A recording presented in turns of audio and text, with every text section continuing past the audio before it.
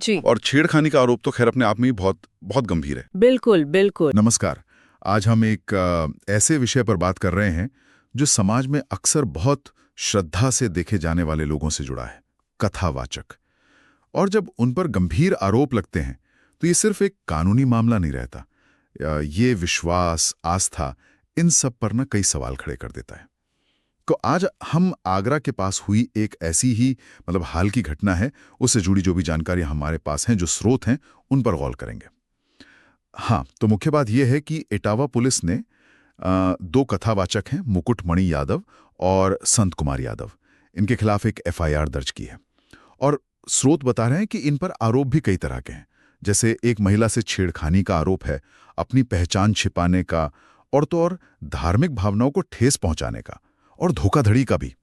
तो चलिए जरा देखते हैं कि ये स्रोत इस मामले के बारे में क्या कुछ बताते हैं, कैसे परतें खुलती हैं। जी बिल्कुल।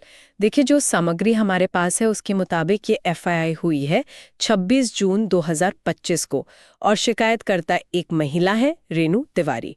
और जैसे आपने कहा, आरोप कई हैं, लेकिन बात सिर्फ लिस्ट की नहीं है।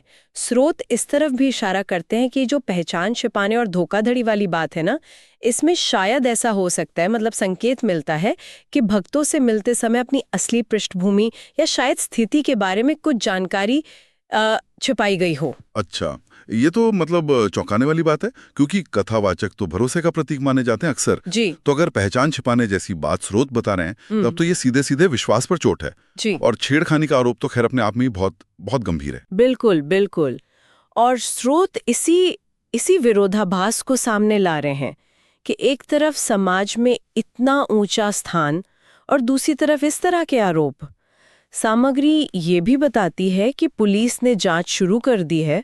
वो तो खैर मानक प्रक्रिया है ही, लेकिन यहाँ दिलचस्प बात यह है, जैसा स्रोतों से पता चलता है, कि वो इस घटना को सिर्फ दो व्यक्तियों के कथित गलत कामों तक ही सीमित नहीं देख रहे।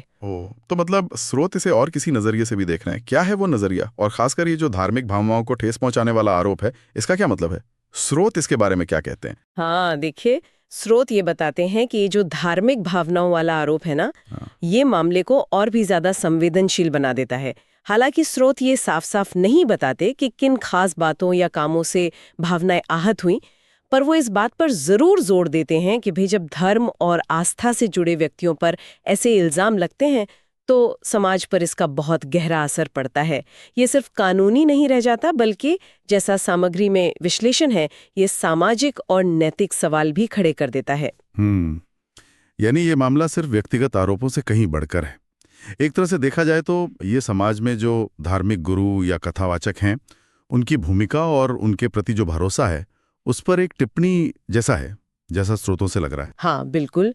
स्रोत किसी दिशा में इशारा करें, उनका विश्लेषण यही बताता है कि ऐसी घटनाएं समुदाय में, खासकर उन जगहों पर जहां ऐसे व्यक्तियों का बहुत सम्मान होता है, वहां विश्वास के पूरे ताने बाने को कैसे प्रभावित कर सकती हैं। स्रोत के मुताबिक पुलिस जांच के नतीजों का इंतजार तो है ही, वो तो होगा ही, लेकिन ये घटना अपने आप में समाज के लिए एक सोचने का विषय बन गई है। तो अगर हम आज की पूरी बातचीत का एक सार निकालें, तो हमारे सामने जो भी सामग्री है वो ये बता रही है कि इटावा में 26 जून 2025 को दो कथावाचक हैं, मुकुटमणि यादव और संत कुमार यादव।